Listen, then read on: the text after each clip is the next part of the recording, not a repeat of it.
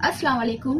आज मैं एक टॉपिक पे बात करने जा रही हूँ जो बहुत ही छोटी टॉपिक है, बट वो चीज़ आपके लाइफ में बहुत ही ज़्यादा इम्पैक्टफुल रखती है अगर आप उसको दिल से और उसको उसकी मीनिंग को समझ कर अगर आप इनकॉर्पोरेट करेंगे अपने लाइफ में, तो आप खुद देखिएगा कि आप अपनी लाइफ में कितना वो कहते हैं ना कि एक सीढ़ी से दूसरी सीढ़ी पे चढ़ने के लिए कम मतलब एनर्जी लगती है और कम थकते हैं, इंस्टेड ऑफ एक सीढ़ी से जब हम 5वीं सीढ़ी पे पहुंचते हैं। तो उस वक्त कौन है ये?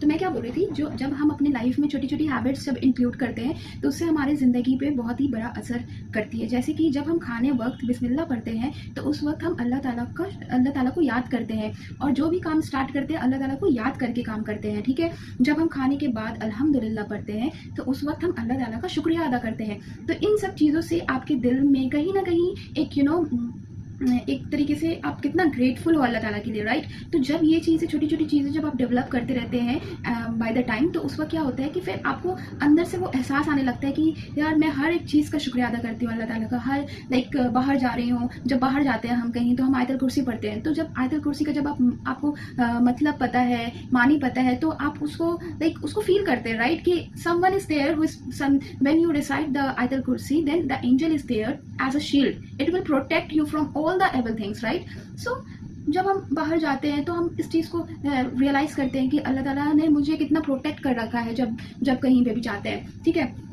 तो धीरे धीरे बाय द टाइम क्या होता है कि आपका दिल, आपका दिमाग फिर आपको वो बार बार वो बोलता है कि ठीक है, तुम ये सारी छोटी छोटी चीज़ें तो कर रही हो, इतनी शुक्रगुजार हैबिट्स को फॉलो करना है। हमेशा हमेशा खाने के टाइम बिस्मिल्लाह पढ़ना है। ठीक है, इससे आप क्या करेंगे कि इससे आप सबसे पहले कोई भी काम करने से पहले आप अल्लाह ताला को याद कर रहे हैं। ठीक है, खाने के बाद अल्हम्दुलिल्लाह पढ़ना है, इससे आप शुक्रिया अदा करते हैं अल्लाह ताला का। तो आपके दिल में वो चीज़ कंसिस्टेंटली आपके दिल में वो चीज़ जा रही है, तो वो आप उसको फीड कर रहे हैं। जो आपका दिल पूरी फालतू चीज़ों से जो भरा पड़ा है, उसको आप उसमें आप एक अल्लाह का जिक्र करके उसको फिर से जिंदा कर रहे हैं। ठीक है, तो इससे क्या होगा कि हम अपने लाइफ में एक बहुत ही बड़ा चेंज फिर देखते हैं बाय द टाइम।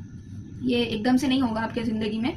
तो इससे क्या होगा कि अल्लाह ताला इस चीज़ को देखेंगे आपके अंदर कि अरे ये मेरा बंदा कितना शुक्रिया अदा करता है मेरा, कितना मतलब बड़े वो नमाज नहीं पढ़ रहा है या कुछ नहीं कर रहा है, लेकिन वो दिल से कितना मेरा शुक्रिया अदा कर रहा है। तो वो कहते हैं ना कि जब कोई बंदा अल्लाह ताला से हिदायत की दुआ नहीं मांगता तब तक अल्लाह ताला उसको हिदायत नहीं देते हैं। तो अगर हम सोए हुए और हम ये एक्सपेक्ट कर रहे हैं कि अल्लाह ताला मुझे हिदायत दे दे और फिर मैं अब से जब हिदायत आ जाएगी तो जाहिर सी बात है वो इंसान जो है वो एकदम अच्छे अच्छे काम करेगा, वो अपनी नमाज कभी नहीं छोड़ेगा।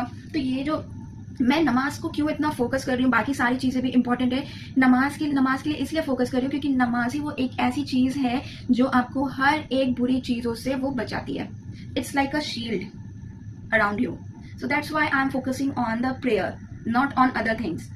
और जब आप अच्छे इंसान बनने की कोशिश करते हैं तो उसमें क्या होता है कि अल्लाह ताला आपको खुद हिदायत देते हैं। ठीक है, इंसान तो अच्छा होता ही है, कौन इंसान बुरा होता है? वो तो ये हो गया कि शैतान उसको बहकाता है तब वो वैसी हरकत करता है, लेकिन इंसान को तो अल्लाह ताला ने बनाया है और अल्लाह ताला जो चीज़ बनाते हैं वो चीज़ तो बुरी हो नहीं सकती है, राइट। तो हमें इस चीज़ को हमें दुआ करनी चाहिए कि अल्लाह ताला हमें हिदायत दीजिए, हम अपने लाइफ में अल्लाह ताला का नाम जिक्र करते रहें।